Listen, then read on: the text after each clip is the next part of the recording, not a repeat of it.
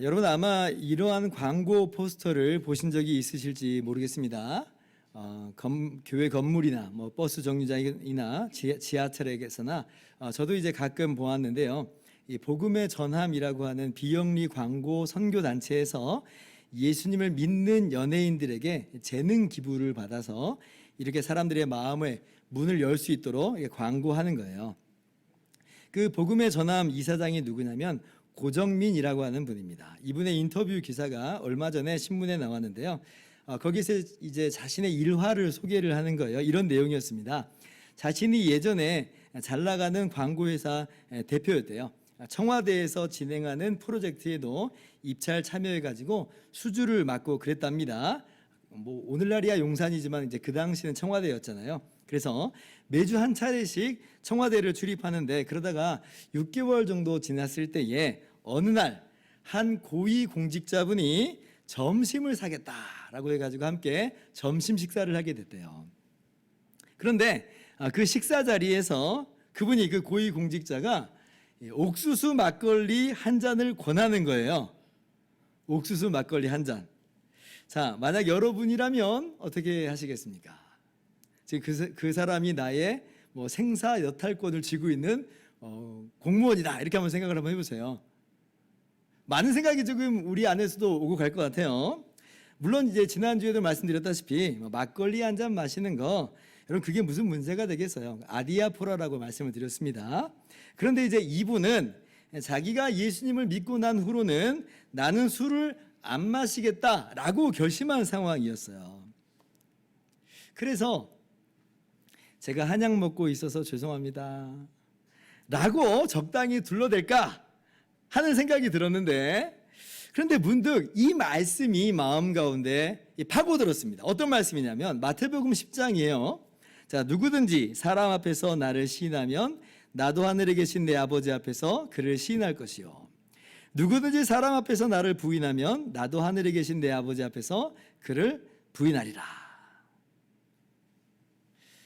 이 말씀이 마음에서 계속 움직이는 거예요. 그래서 진실하게 말하자, 내가 하나님의 자녀임을 숨기지 말고 떳떳하게 밝히자라고 하는 그러한 결심을 하게 되었고, 그래서 이렇게 대답을 했답니다. 제가 예전에 술을 많이 마셨는데 예수님을 알고부터는 술을 안 마시게 됐습니다. 혹시 교회 다니십니까? 나름 정중하게 대답하면서 사양을 한 거죠. 그런데 이제 그와 동시에 어떤 일이 벌어졌냐면 식사가 끝날 때까지 그분하고 한마디도 대화를 못했대요. 그분이 같이 식사하자고 해서 식사를 하는데 이 말을 하는 순간 식사 끝날 때까지 한마디도 대화를 못했다. 어떤 생각이 들겠어요? 이게 원래 2년 프로젝트인데 6개월 만에 접겠구나 라는 생각이 번뜩 들었답니다. 근데 그래도 나는 대답 참 잘했다, 예수님을 드러내고 또 증거까지 했으니 이건 태어나서 가장 잘한 일이다 라고 하는 이제 생각을 하게 되었답니다. 근데 여러분 이게 원래 2년 프로젝트, 계약 프로젝트인데요. 근데 이제 하나님의 은혜로 3년 6개월 맡아서 이제 운영을 하게 됐대요. 나중에 들은 이야기입니다. 술을 권했던 그분이 주변 사람들에게 이러한 의견을 전했대요. 저 사람들 보니까 일은 참 성실하고 깨끗하게 하더라. 옥수수 막걸리 안 받은 건 좀 불만이었나 봐요. 근데 일은 참 성실하고 깨끗하게 하더라. 우리가 삶 속에서 내가 그리스도인이라고 밝히는 것을 주저하는 것에는 대개 세 가지 이유가 있다고 봅니다. 먼저는 그동안의 나의 삶이 별로 그리스도인답지 않아서, 그래서 내가 나의 믿음과 나의 신분과 정체성을 밝히는 게 좀 민망하게 여겨질 수 있는 거예요. 괜히 말했다가 예수님의 이름에 먹칠하는 거 아닌가 이런 생각이 든다는 거죠. 또 이럴 수도 있습니다. 불이익을 당하지 않을까라고 하는 생각 때문에도 우리가 주춤주춤거리는 게 있죠. 고정민 이사장 같은 경우에도 그런 케이스 중에 하나라고 볼 수 있어요. 기독교인이라서 술을 안 마신다라고 하면 상대방이 어떻게 나올까라고 염려가 되겠잖아요. 그리고 이런 각도가 아니더라도 우리가 그리스도인이라고 하는 걸 밝히면 어때요? 우리가 참고 손해봐야 되는 게 얼마나 많아져요. 전에는 그냥 똑같이 성질 내고 싸우고 그랬는데 지금은 그랬다가는 예수 믿는다며, 예수 믿는 사람이 그래도 돼? 라고 할까 봐 또 그리고 되고 그렇게 또 생각하는 사람이 있어서 실제로 그래서 괴롭단 말이죠. 그래서 그리스도인이라고 하는 걸 밝히는 걸 우리가 멈칫하게 됩니다. 그런데 우리에게 또 하나의 이유가 있어요. 그게 뭐냐면 내가 그리스도인이라고 하는 걸 밝히면 이제부터는 정말 내가 그리스도인답게 살아야 할 것인데 그게 내가 부담스러운 거예요. 내가 부담스러워요. 그래서 밝히지 못하는 경우가 있습니다. 전에는 같이 어울려서 적당히 나쁜 짓도 좀 하고 돌아다녔는데 근데 이제 내가 내 정체를 밝힌 순간 그렇게 못하겠잖아요. 그래서 누가 뭐라고 안 했어도 내 자신이 말을 못하는 거예요. 이런 다양한 이유가 있는데요. 그런데요, 사실 여러분, 그래서 우리의 삶이 안 바뀌는 거고 그래서 우리의 신앙의 성숙함이 더딘 겁니다. 우리가 우리의 신분을 밝히고 말을 그렇게 꺼내놓잖아요. 그러면 어쩔 수 없이 우리가 그 영향을 받게 돼 있어요. 내가 그리스도인이다 라고 말하는 순간 그 말이 나에게 영향을 미친다는 거예요. 예를 들면 고정민 이사장이 이렇게 자기가 그리스도인이라고 하는 걸 밝히는 순간 앞으로 일을 어떻게 하겠어요? 대충 눈 가리고 아웅하듯이 설렁설렁 하겠어요? 그렇게 못하는 거예요.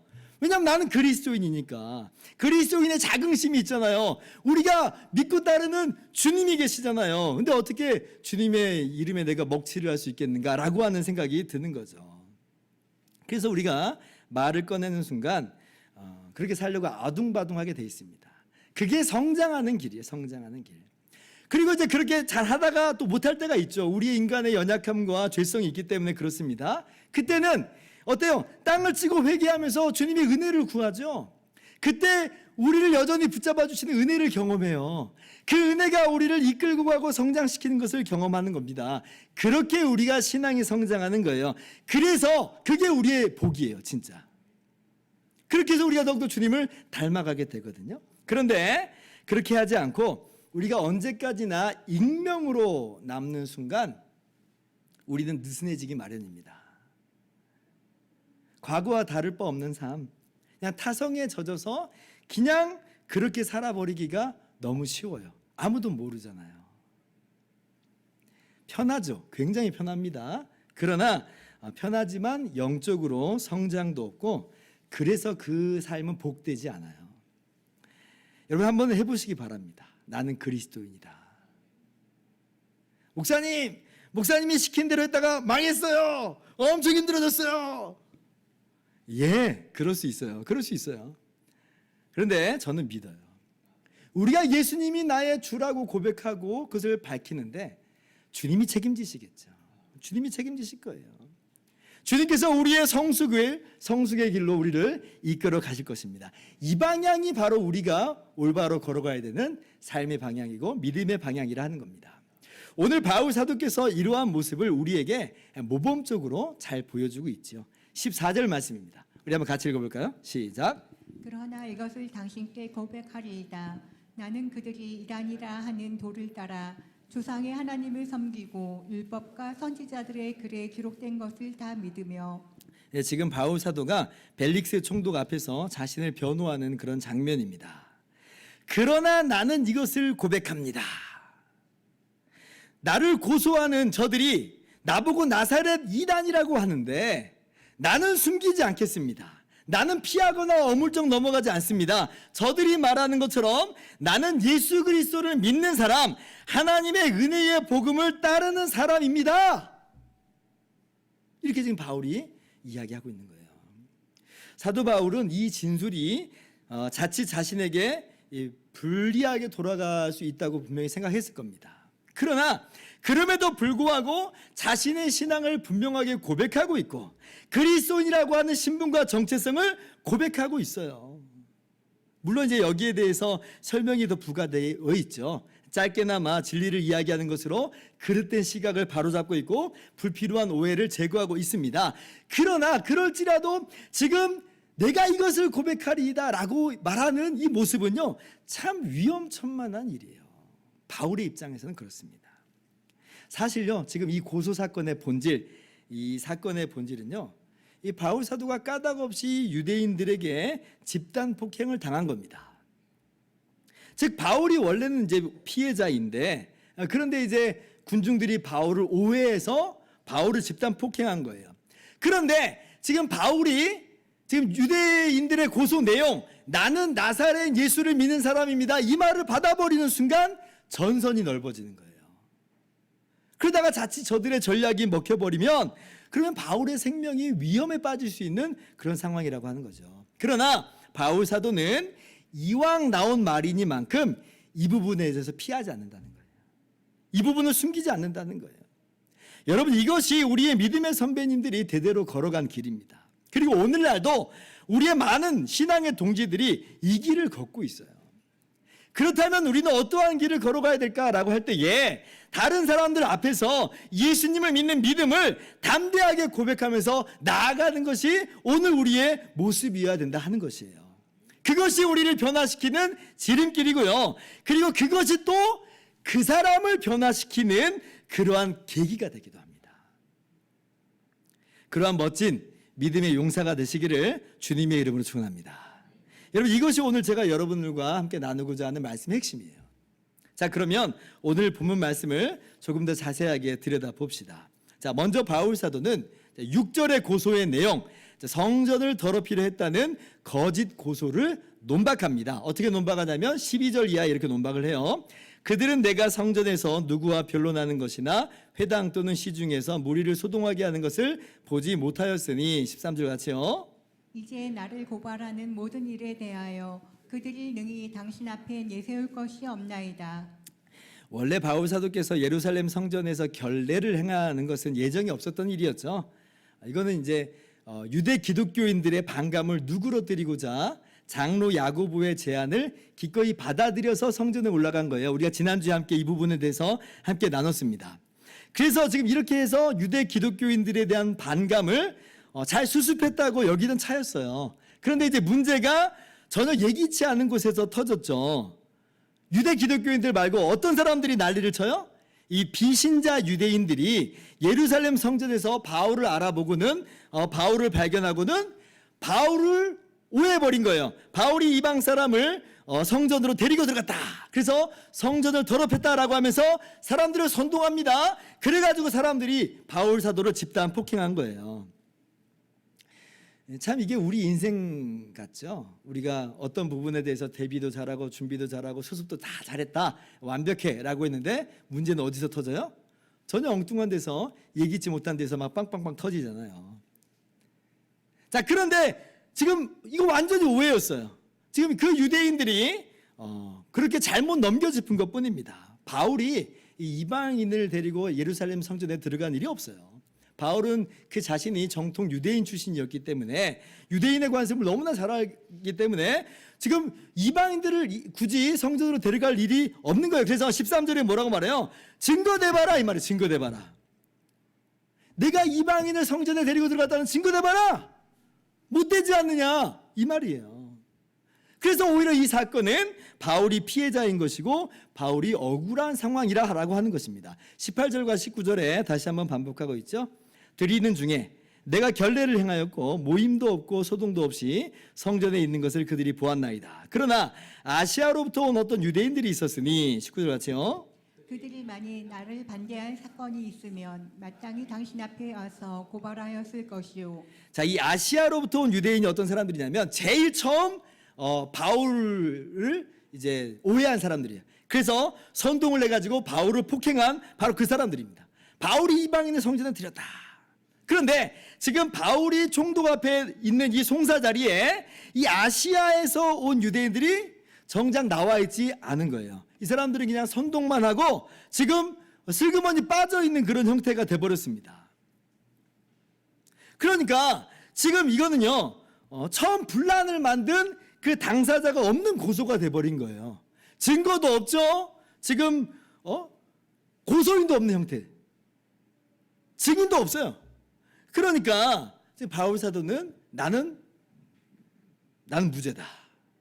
나는 잘못한 게 없다. 라고 지금 이야기하고 있어요. 나는 유대인과 유대인의 관습에 대해서 그 어떠한 피해를 끼치지 않았다. 라고 지금 자신을 변호하고 있습니다.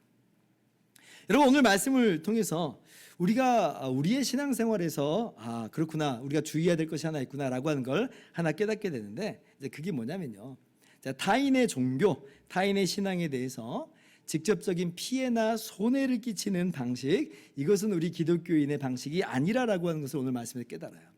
바울이 어땠어요? 유대인이나 유대인의 관습에 그 어떤 피해도 끼치지 않잖아요. 물론 유대교가 우리 기독교의 모형이기 때문에 타 종교와 약간의 차이는 있긴 하지만 어쨌든지 지금 바울 사도는 유대인의 관습에 대해서 피해를 끼치지 않아요. 나름대로 존중을 해준단 말이죠. 괜한 분란을 만들지 않는다라고 하는 것입니다. 이러한 바울의 모습이 어디에서 더 분명하게 나타나냐면 사도행전 19장에 보면 에베소에서 나타나요. 거기 보면 이제 아데미 종교에 대해서 바울이 그 어떠한 직접적 피해를 끼치지 않습니다. 그때는 이제 데메드리오라고 하는 사람에 의해서 소동이 벌어지거든요. 이 사람이 어떤 사람이냐면 아데미 여신의 신상 모형을 만드는 은장색이에요. 근데 이 사람이 바울을 반대해서 막 소동을 일으키는 거예요. 선동한 거예요. 그래서 막 사람들이 우르르 몰려가지고 바울을 반대하고 바울의 동료들을 잡아갑니다. 근데 그때 이제 에베소의 서기장이 뭐라고 말하면서 이 소란을 진정시키냐면 19장 37절 보세요. 신전의 물건을 도둑질하지도 아니하였고 우리 여신을 비방하지도 아니한 이 사람들을 너희가 붙잡아 왔으니. 군중들이 바울은 못 붙잡았어요. 근데 바울의 동료인 이 가이오와 아리스타고를 붙잡았습니다. 근데 그때 이제 서기장이 이렇게 이야기한 거예요. 자, 보세요. 바울과 그 동료들이 어떻게 했다는 거예요? 신전의 물건을 도둑질하거나 파괴하지 않았다. 여신을 비방하지도 않았다라고 지금 이야기하고 있어요. 이게 바울의 모습이었다는 겁니다. 물론 바울 사도가 사람의 손으로 지은 것은 신이 아니다, 우상 숭배다 말을 했어요. 하나님은 신전에 계신 것도 아니다 라고 분명히 전도했습니다. 그러나 그 방식이요, 상대방의 종교를 비방하고 공격하는 그런 방식이 아니에요. 참 복음을 전하는 데 있어서 불가피한 경우이기 때문에 그렇게 이야기한 것뿐이지 상대방의 종교를 비난하거나 파괴하려고 하는 것은 아니다라고 하는 거예요. 예를 들면 이런 겁니다. 오직 예수님을 믿어야지만 구원받습니다 라고 하는 그 말이 어떤 내용을 내포하고 있어요. 그러면 불가피하게 어떤 내용이에요? 다른 종교, 다른 믿음으로는 구원받지 못한다라고 하는 것을 본질적으로 담고 있잖아요. 다른 신들은 없는 것이다 라고 하는 걸 내포하고 있어요. 그래서 우리가 그 부분에 있어서는 단호하게 복음을 전합니다. 양보하거나 타협하는 일은 저는 없는 거예요. 그런데 이런 분들이 있을 수 있어요. 어떤 분들이 있냐면 예를 들어서 절에 가가지고 소위 땅밟기라고 하는 것을 하시는 분들이 있습니다. 막 이 절의 앞에서 막 통성 기도를 한다든지 찬송을 막 크게 부른다든지 이렇게 회방을 놓는 어떤 그런 모양인 거죠. 물론 우리가 등산하다 보면 어쩔 수 없이 지나쳐야 되는 그 사찰에서 우리 마음속에 이런 마음이 들 수 있죠. 이분들도 참 예수님 믿고 구원받았으면 좋겠다 라고 하는 그런 마음이 들고 있을 수 있고, 그래서 우리가 속으로 기도하면서 그렇게 지나갈 수 있어요. 저도 그런 적이 많아요. 그러나 공개적으로 사찰에서 막 통성 기도를 한다든지 찬송을 부른다든지 그렇게 한다는 건, 이거는 바울 사도의 방식하고는, 바울 사도의 모습하고는 거리가 완전 멀다라고 하는 거예요. 그건 직접적으로 비방하는 것이고, 그건 직접적으로 피해와 손해를 끼치는 거예요. 그리고 심지어 이런 사람들도 있죠. 극소수의 이상한 사람들이 하는 거지만 사찰에 방화를 한다든지 당군상을 훼손시킨다든지 라고 하는 사람도 있습니다. 이건 더더군다나 옳은 모습이 아니에요. 물론 당군상 같은 경우에는 단월드라고 하는 사이비 종교에서 애국심을 위장해가지고 이 포교활동, 종교활동을 하는 겁니다. 그래서 공공장소에 그런 것들을 설치하지 못하도록 철거 운동을 해야 돼요. 그러나 그렇다고 해서 직접적으로 당군상에 막 목을 친다든지 그렇게 해서 훼손을 하는 것은 바람직하지 않다라고 하는 거예요. 오늘 바울의 모습 보세요. 유대인의 관습, 유대인의 이 종교에 어떠한 피해를 끼치지 않습니다. 우리가 타인의 종교와 신념에 대해서 직접적인 피해와 손해를 끼치지 않도록 주의해야 한다는 거예요. 자, 두 번째로 이어서 바울 사도는 5절에 이 나사렛 이단의 우두머리라고 하는 고소를 자, 한편으로는 인정을 하면서도 자, 다른 한편으로는 적극적으로 여기에 대해서 우리의 신앙을 변호합니다. 그게 제 14절 이하예요. 자, 그러나 이것을 당신께 고백하리이다. 나는 그들이 이단이라 하는 도를 따라 조상의 하나님을 섬기고 율법과 선지자들의 글에 기록된 것을 다 믿으며 15절 같이요. 그들이 기다리는 바 하나님께 향한 소망을 나도 가졌으니 곧 의인과 악인의 부활이 있으리라 함이니이다. 자, 여기서 이제 이단이라고 번역된 이 단어는요, 기본적으로 당파, 종파라고 하는 단어입니다. 사도행전 5장 17절에는 어떻게 쓰였냐면 사두개인의 당파 할 때 그 당파하고 같은 단어예요. 사도행전 15장 5절에는 바리새파라는 단어가 나오거든요. 근데 그 파가 같은 단어예요. 그래서 이 단어는 사실은 중립적인 단어입니다.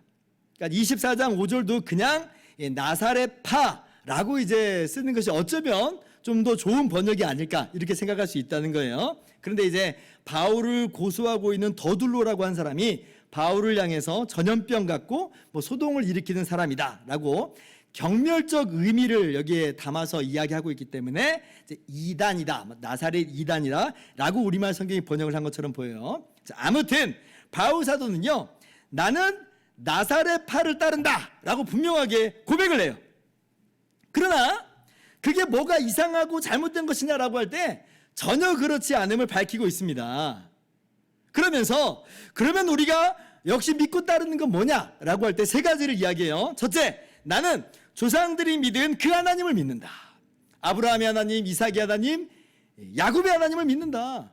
모세에게 율법을 주신 그 하나님 믿는다. 다윗에게 기름 부어 왕으로 세우시고 장차 다윗의 후손 메시아를 일으키시리라고 약속하신 그 하나님 나도 믿는다 라고 하는 이 말이에요. 둘째, 뭘 또 믿는다고 고백하냐면 나는 율법과 선지서를 다 믿는다. 그러니까 구약 성경이 정확무한 하나님의 말씀이라는 걸 나도 믿는다는 거예요. 세 번째, 뭘 믿는다고 고백하냐면 나도 그들처럼 의인과 악인의 부활이 있다고 나는 믿는다. 오늘날 어떤 분들은 의인들만 부활하는 것처럼 또 그렇게 잘못 생각하시는 분들이 있습니다. 근데 그렇지 않아요. 썩어버린 몸이 다시 일어나는 것에 있어서는 의인이나 악인이나 동일합니다. 전부 다 일어나요. 예수님께서도 요한복음 5장 29절에 분명하게 말씀하셨죠. 선한 일을 행한 자는 생명의 부활로, 악한 일을 행한 자는 심판의 부활로 나오리라. 우리가 예수님을 믿어서 새 피조물, 새 생명이 됐어요. 그러면 우리는 선행의 열매, 주님을 닮아가는 열매를 맺게 되어 있어요. 그러한 우리, 예수님 믿는 우리들은 생명의 부활로 나와요. 근데 우리만 생명의 부활로 나오는 게 아니라 악한 일을 행한 자도 일어나긴 한다는 거예요. 근데 우리라고는 좀 다르죠. 우리는 영광의 부활로 생명의 몸으로서 일어나는데, 근데 이제 이 사람들은 심판받을 몸으로 일어납니다. 그래서 차라리 악인들은 그냥 이 땅의 삶이 한 번뿐이고 그냥 완전히 사라지는 게 훨씬 더 낫다고 생각하면 좋을 것 같아요. 그죠? 그런데 유감스럽게도 그렇지 않다는 거예요. 악인들도 일어나요. 그러나 심판으로 일어난다.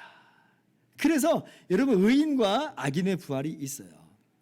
자, 바울 사도께서 나는 이것을 믿는다라고 하면서 이 세 가지를 이야기하고 있어요.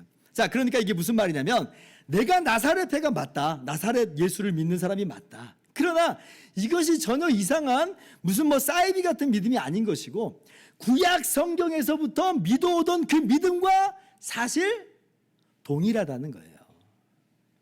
그러므로 이것이 만약에 처벌의 이유가 된다면 사실 바리새인으로 대표되는 유대인들 모두가 다 처벌의 대상이 된다라고 하는 것을 어필하고 있는 겁니다.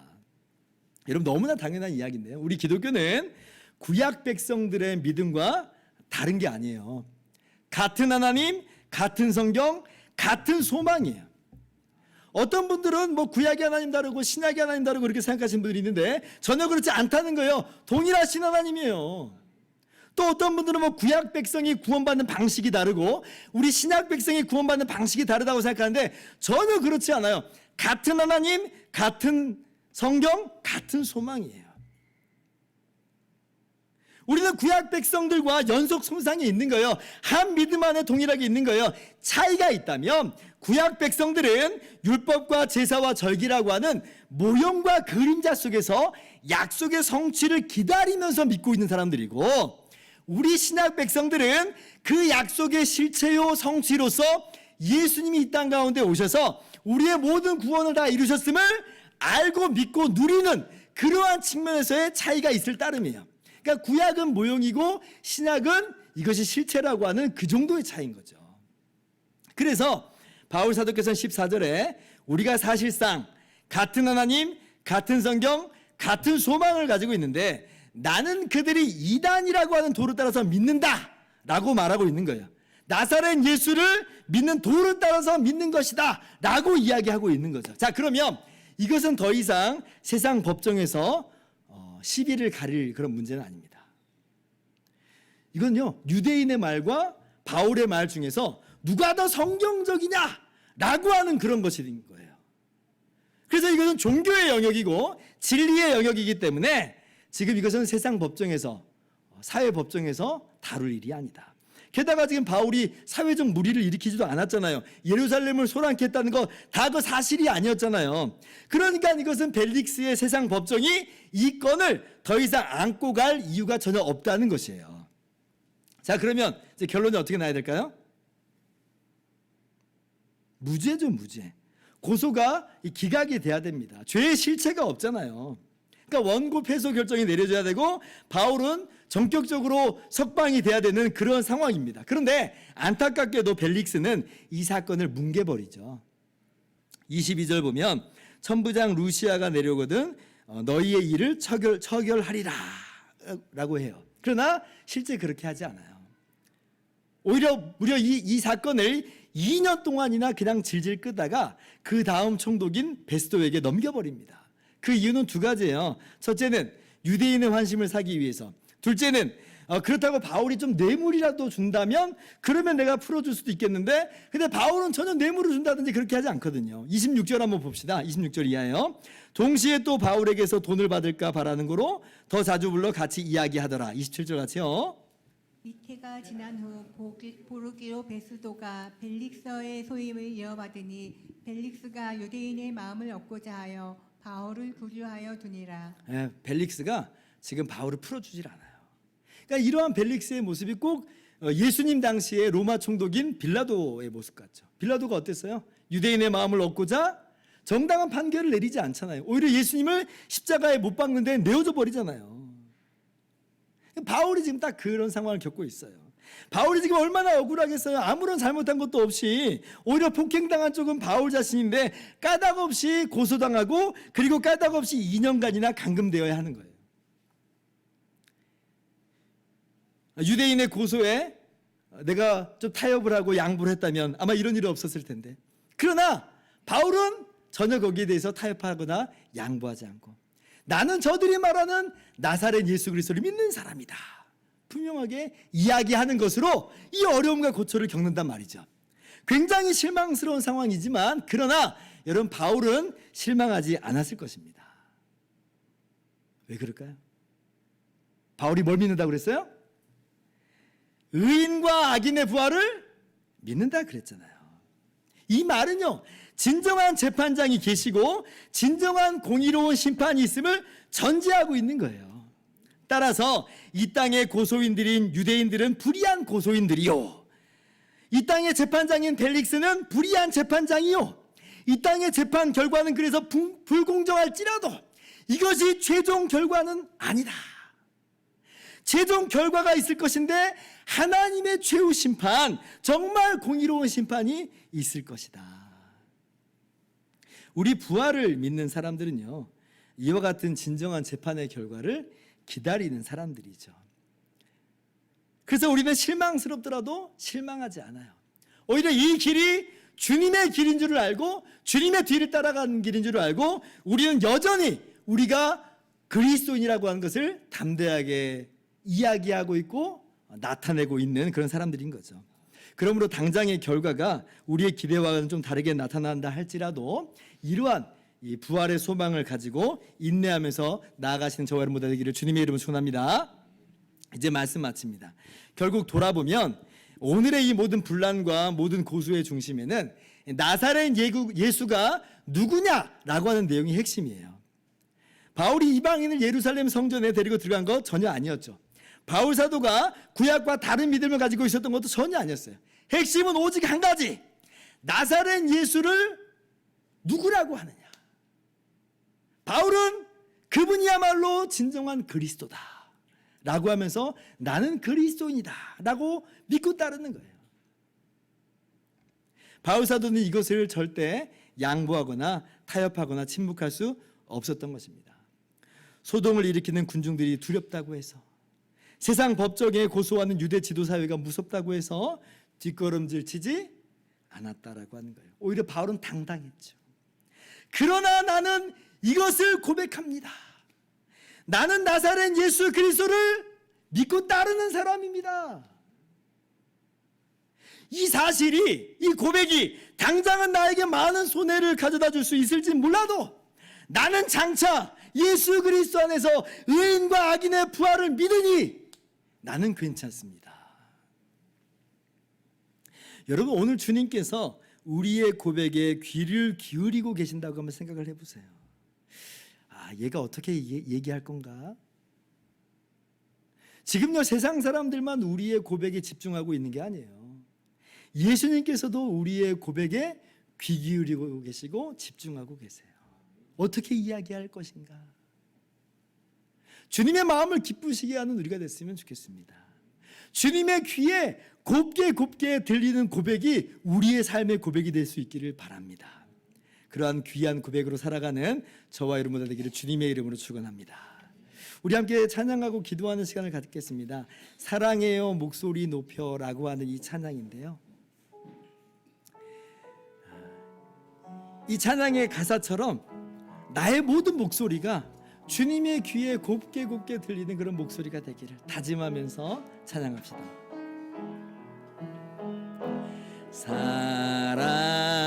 사랑해요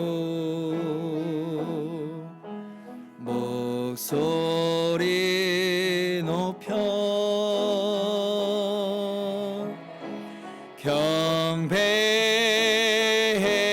경배해요 내 영혼 기뻐 오 나의 왕 나의 목소리 주님 귀에 곱게 울리길. 다시 한번 사랑해요 사랑해요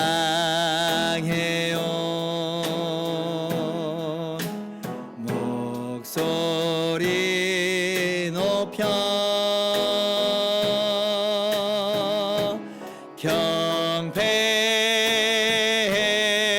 경배해요 내 영혼 기뻐 오 나의 왕 나의 목소리 주님